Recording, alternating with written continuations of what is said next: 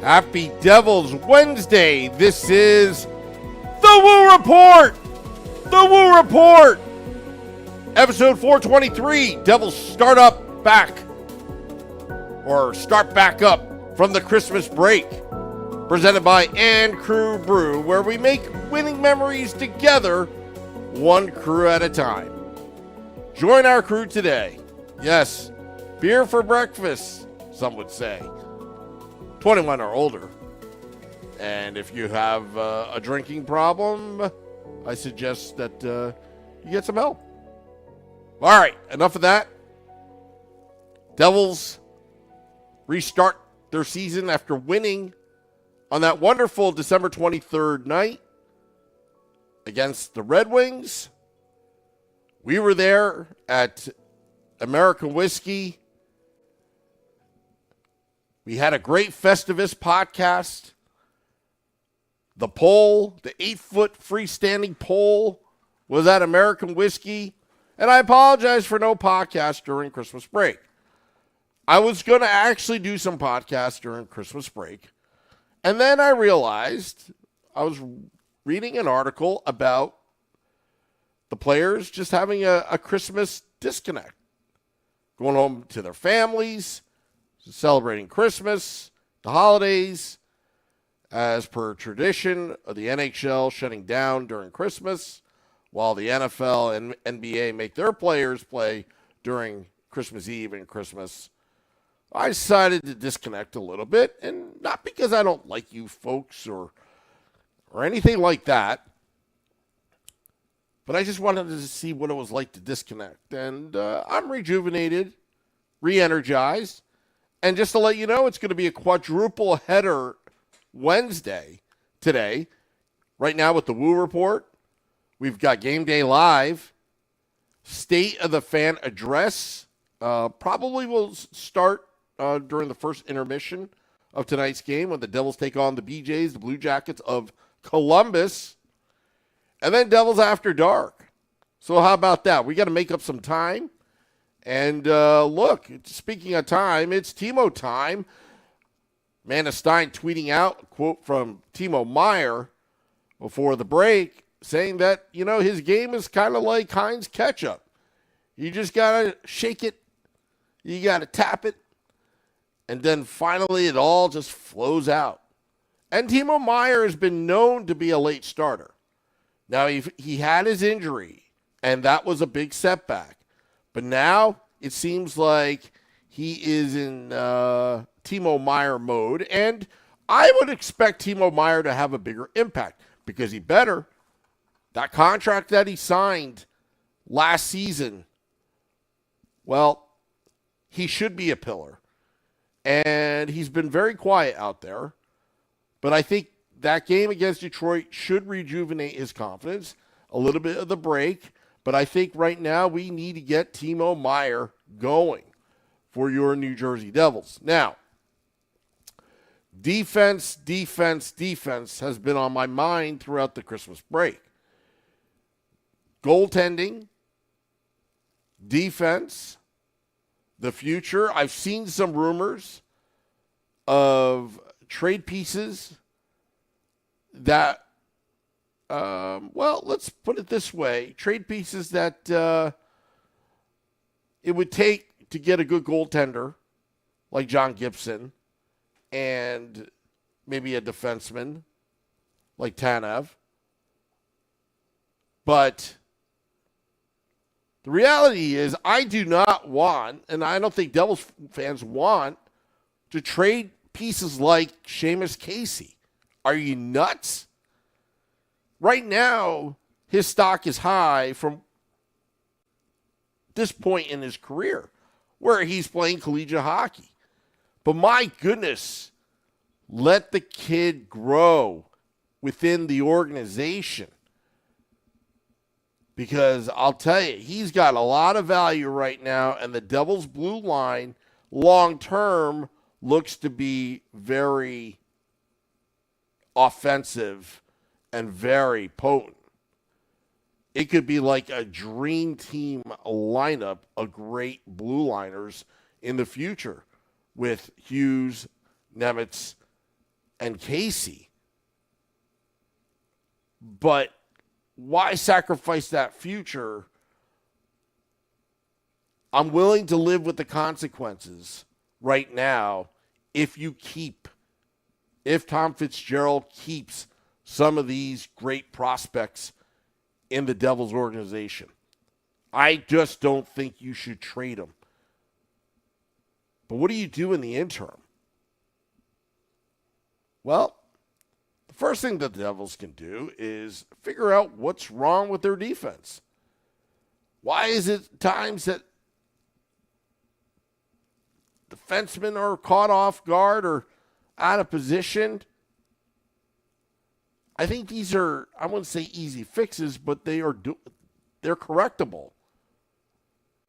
And maybe the long layoff, few days, may help them. I see Peter Seifert says, morning woo, Merry Christmas. Peter Seifert, got to thank you for the cameo requests. Means a lot to me. I hope your daughter enjoyed those Rangers Suck fortune cookies, which they got a preview of what's to come on January 6th when the Devils take on the Vancouver Canucks at the Rock. And American Whiskey, we are giving away Rangers Suck fortune cookies, sponsored by And Crew Brew, the fine folks there, which is pretty much us. But anyway, it's going to be great. Ted, Merry Christmas to you. The Insane Pollock, it's too early for a morning woo today. Too early. I think it's too late. Right now, time of this live stream, it is 8:14 a.m. Ted's asking, where is the Cameo link? You know what? I will put it up later. I can't multitask right now, but if you go to my Twitter account, at Primetime Sam Wu, there's a link right there. At Primetime Sam Wu, you can request a Cameo. And, I'm not like some people that charge like a boatload. Maybe one day I will. But it's $6. I make it affordable for the average fan.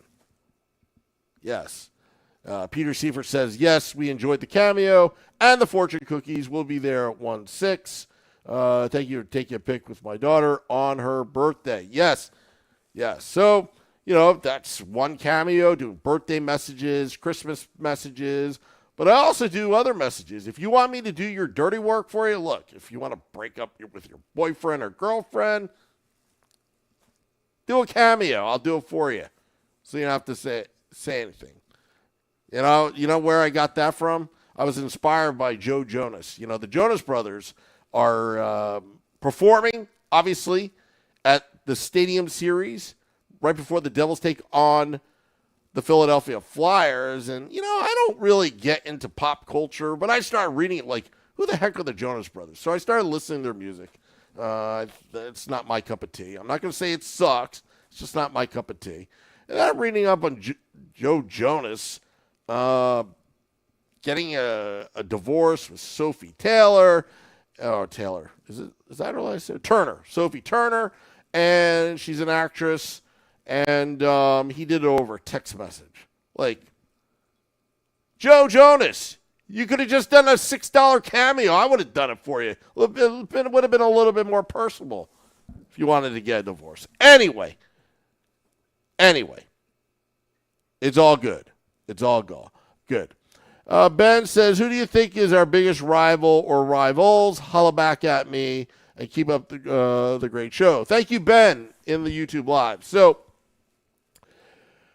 the greatest rivalry I think the Devils have is obviously the New York Rangers. That's obvious. But in years past, the greatest physical rivalry has to be the Flyers. And I'm talking from a fan standpoint, aside from on the ice, but from a fan standpoint. It used to be at the old Meadowlands. The Flyer fans, there was always a fight. It was always called body armor night anytime the Flyers came into town because their fans were ruthless. They come into their to the Meadowlands in their Winnebagos. They come in bunches, and they came to fight physically in the parking lot. Hopefully that doesn't happen at the Stadium Series game. And then once the Devils moved to Newark, I think Newark was so intimidating for the Flyer fans that it doesn't seem so bad anymore like it used to be. You're welcome, Ben. And I just think right now, rivalry says, number one, Rangers, because their fans have been abusive. Believe me, this podcast, if you look at the repair bills that I've had to make over the equipment that was damaged by these Ranger fans at our live events at American Whiskey, you'd be surprised. So they've been rough on the equipment. Flyer fans have actually been pretty well behaved from what I've gathered so far. Not saying that they're any angels. I mean, this is the same fan base that boos Santa Claus. Like, who boos Santa Claus? Like, the irony of it, watching the Eagles game the other night on Christmas when the New York Football Giants stormed into Lincoln Financial Field, I thought the irony that, people were wearing Santa Claus outfits. I mean, too bad there weren't any snowballs. They could have been throwing snowballs at their own Santa. But, yeah, I would say Rangers, Flyers. But Carolina Hurricanes, their fan base is quite annoying. I don't know if anything stems back from because they were the Hartford Whalers. But I just find the Carolina Hurricanes to be an annoying organization. A lot of transplants, a lot of people from New Jersey relocate to Raleigh, North Carolina, where the Hurricanes reside. I looked at Raleigh, North Carolina as a possible destination or relocation at one point in my life, and you're pretty much 20, 25 minutes away from everything. But I don't know. Nothing special about Raleigh, North Carolina other than, it's not New Jersey. It's South Jersey is what I always say. Then St. Pollock, if our defensive issues continue, Sam, how much longer does Ryan McGill last? That's a very good question, the Insane Pollock. That's a very good question. Talking to Chico Resch, it may not be Ryan McGill, believe it or not. I think a lot of it is on the players. They're coached well, but why are they gallivanting? Why are they freestyling in the defensive zone? But one glaring thing that Shorts Guy was very emotional on Devils After Dark after the game against the Red Wings when Vitek Vanacek was plowed over. Where was the physical response? I understand that you have to play smart hockey. You have to keep your temper under control. But you've got to establish a no tolerance policy, zero tolerance on anything that involves your goaltender getting whacked like that. And the Devils just stood around. I'm not so sure why that happened. I mean, look at the Florida Panthers. I mean, Nico Hischier accidentally fell into Barkov's knee. Completely accidental on a face-off. And you see how the Florida Panthers use that as a rallying cry and just started beating up on Nico Hischier. And that was so minor. With the Devils, it seems like they are so laid back. But that just simply can't happen. You cannot allow that to happen in front of your own crease. You simply cannot allow that to happen if you want to play great defense. Defense, it's a position of strength. You got to play your position. You've got to be at the right place at the right time. You can't allow forwards to just sit in front of the crease cherry picking any puck that happens to get by the defense. And the Devils need to get more gritty in the trenches. Do they have it in them? Yes, they do. We saw that against the New York Rangers in the playoffs last season. So we know it's there, and that's what's the frustrating part. The insane part. We know they are capable, but why aren't they doing it on a consistent basis? Why aren't they just using Kevin Ball's physical presence at all times? Or even Siegenthaler, or anyone on defense. Too passive for me. And that's something Nick Vallon and I have debated on the State of the Fan Address, which will be on tonight. pucksandpitchforks.com. Go read it. I will question about the Christmas concept jerseys because it seemed like Nick liked the jersey over that concept jersey. I don't know. Everything is pretty cool about the jersey except for that logo in the front on the crest. Just don't like it. Just looks like a hideous Jersey Shore piece of clothing that's sitting on the clearance rack. That's what it looks like to me, the jersey. But that's just me. Ted says, I missed out on the Brendan Byrne Arena era. Oddly enough, I go to American Dream Mall often.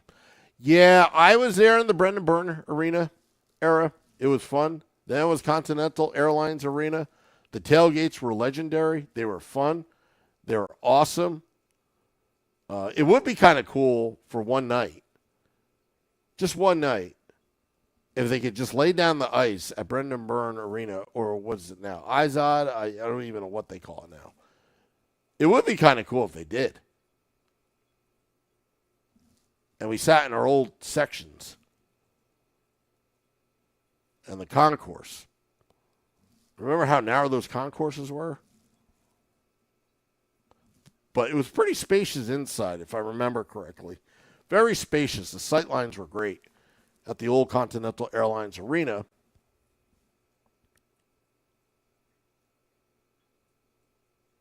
In the same policy, I think the lack of retaliation is a product of Lindy. But that's not the way Lindy Ruff played when he played in the NHL. So it's kind of weird how it is. Ted says they call it the Meadowlands Arena. Can't find a sponsorship, but you know what? They're still making money off of that arena, having it be one of those practice facilities for any artists that would be performing, whatnot. It was also a stage for a lot of soap operas to be filmed. Are he not too fond of the jersey? Yeah, and then the hat and all that. It's like, yeah, it was kind of funny the first time around, but now it's just getting like absolutely ridiculous. But yeah, so Devils get started up back again tonight. They're back at the Rock. I'll find out if Fortunately, I won't be able to make it to American Whiskey. Also, just want to let you know, tomorrow, Thursday night, I was asked by a good friend, a friend of a friend, to live stream a charity hockey game. It's an inline hockey game in inline Morristown, tomorrow at 7 p.m., raising funds for cancer research. I know. Is it cancer research or no, families that have been afflicted with cancer, I believe. I'll have more information about that. So we'll be actually live streaming a live charity game.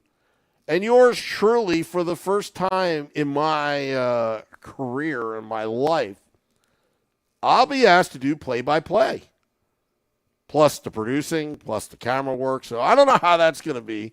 Might be a train wreck. I don't know. But we hope we get some donations. Raising money for cancer. I'll have more details about that tomorrow in Morristown, New Jersey. Yes, my old stomping grounds, Morristown, New Jersey. I went there last night for a tech check, and Revolt Hockey was there, who has done our podcast jerseys. And yeah, I hadn't been in that rink in about 15 years.